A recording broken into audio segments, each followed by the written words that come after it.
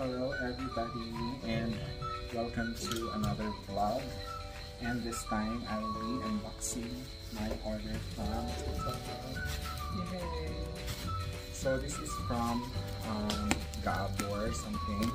So I think this is an electric fan, so hopefully wala siyang sira guys, and I am documenting this para kung meron mang sira makikita nila talaga na hindi siya bukas. Okay, and pwede natin siyang ibalik. I'm not sure though kung ano yung process ng pagbalik ng order na may sira. So fingers crossed, wala sanang sira. Okay, so let us now open this box. So meron naman siyang box guys, pero yung ano yan, yung bubble wrap na manipis lang. So tingnan natin kung okay lang ba siya sa loob. And as you can see guys, may punit yung bubble wrap. Hopefully no, hindi nasira ng loob.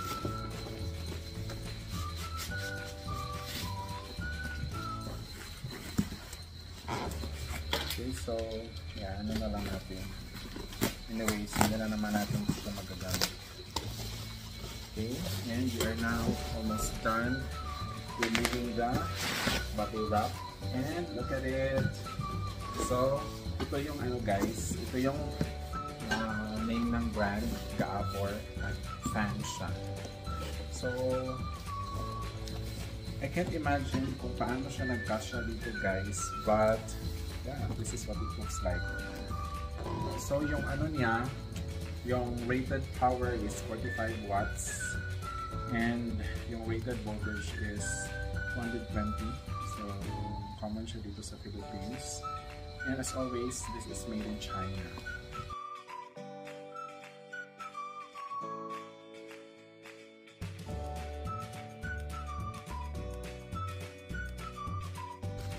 So, check this out.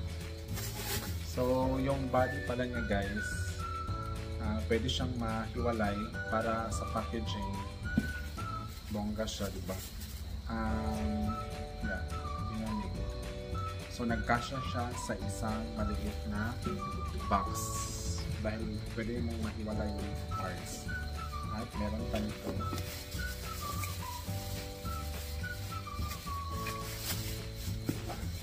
Unfortunately, I'm not good with this. And tingnan natin kung kaya kong i-assemble.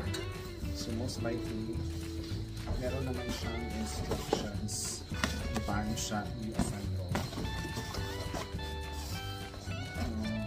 I think the blade. So next is yeah, nandito lang pala yung blade. So parang yun yung ano, parang yun yung kanyang paa. Tapos ito yung blade niya guys, and ito yung cover. Look at it. And dito nakalagay yung manual.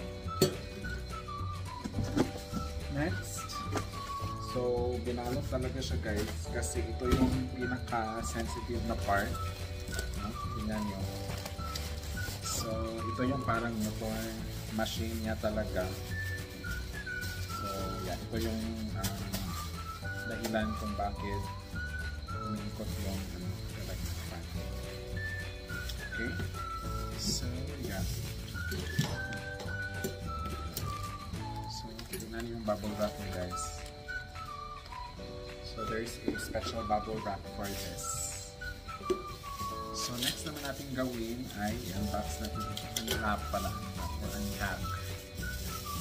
Unpack natin. And hopefully, kaya ko siyang assemble. So ito na yung ano niya guys. Yung na bubble wrap.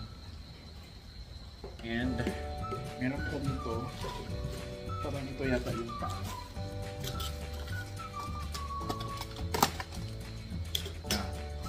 So, look at this. I don't know why, bakit binalot siya ng bonggang-bongga. Siguro dahil metal, parang ano siya, ito yung kanyang paa. And, so ito yung paa niya guys. And,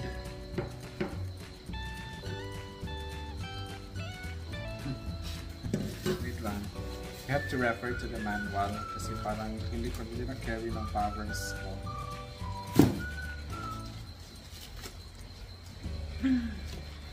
So, user's manual of the fan. I think I can attach this kasi may ano siya, may star screw and I don't have any screwdriver here. Yeah. Oh no. Hanapan po natin ang paraan. So, this is the user's manual.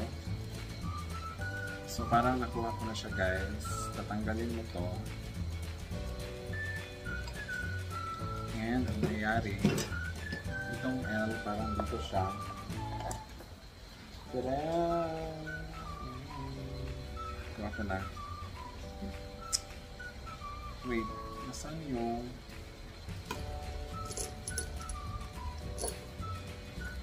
Diba? Feeling ko dapat ito dito siya sa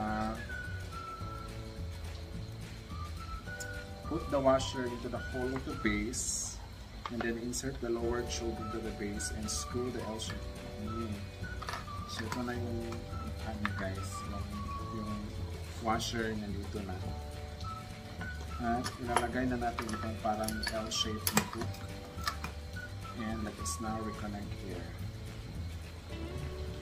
Tada! Itindog na siya guys. I'm so proud of myself. Okay, muna siya underdry.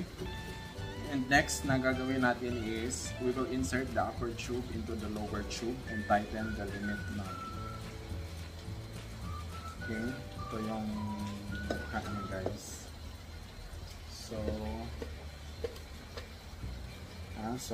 i-adjust to and ibalik.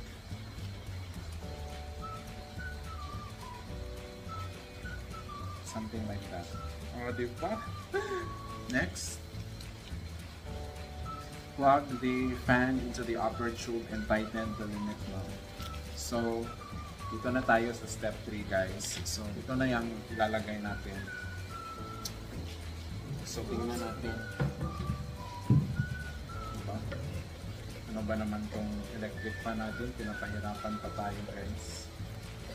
So, this is what it looks like. Oh, diba?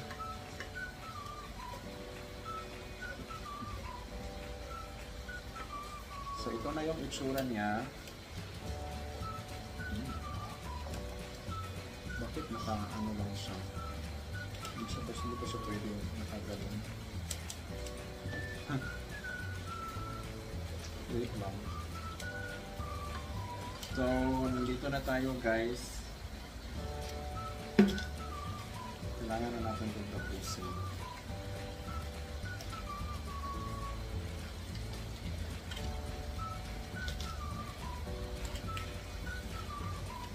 Update guys. Naano ko na siya. Ang question ko lang is para saan itong ano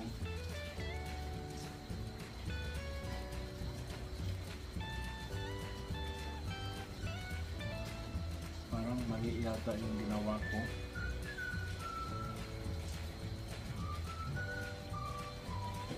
Baligtad sa'yo. Oh no. Ito dapat yung ano guys, kasi itong brand name niya dito siya ilalagay. Wala yung ay nako, may future na guys. Grabe, wala talaga akong talent sa mga ganito. Ano naman siya, mag-boot siya ay ha? Adjustan ni Dili. Kunya, wala mo ko screwdriver. So, ganun talaga siya guys. So, kailangan siyang adjustan kasi parang ano siya nito, tight. So, ilalagay na natin itong ating tapiraw.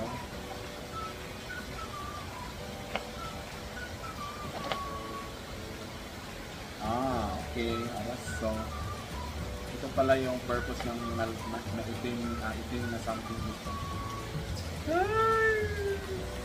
Diba?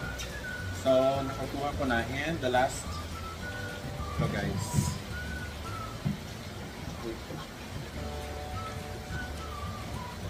Ito na yung itsura niya.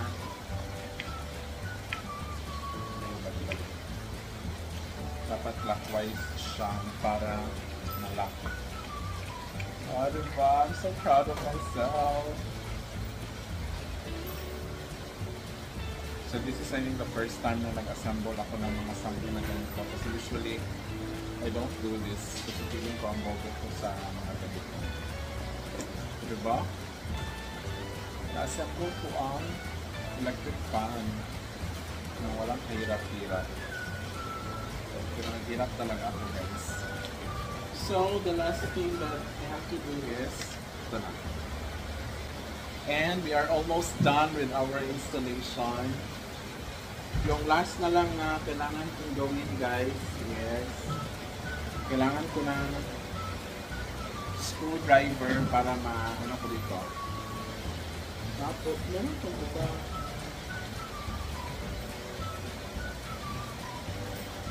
One. Saan kayong iba na kailangan ng screw? So, hindi ko na makita. I think ito lang yata. Try natin.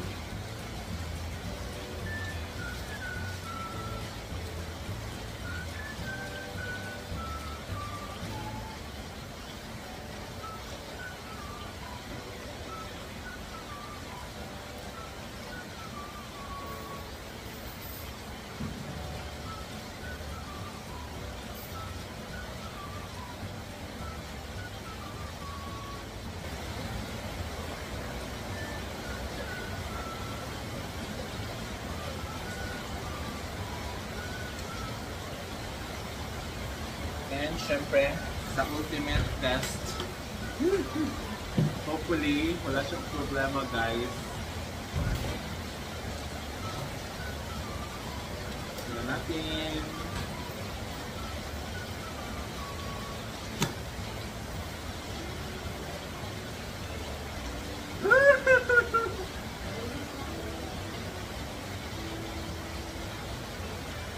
Oh, diba? I'm so proud of myself! Diba? So, try natin. Ito yung one. Malakas na yung hangin, guys. Hindi muna natin pa-iiputin. This is number 2. Fairness, malakas. And 3. Diba? So, syempre, hindi natin siya. Ito lang. 1 lang 1.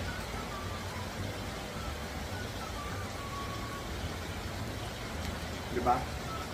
So, I'm so proud of myself kasi napa-andar ko siya. And of course, hindi dapat mawala to guys. Off muna natin. So, ito na yung last and final step para sa pag-assemble natin dito. Wait lang.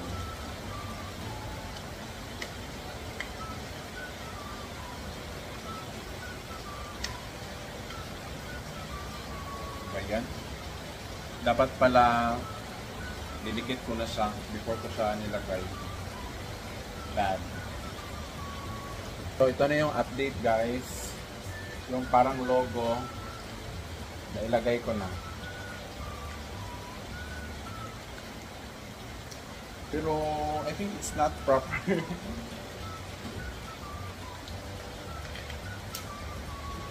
Basta okay na to. So, kailangan ko na lang siyang ilagay dito.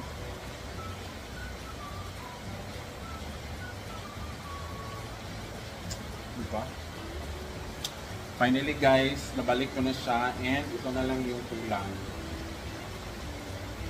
After this, pwede na siyang gamitin. And tapos na tayo mag-set up guys. Diba?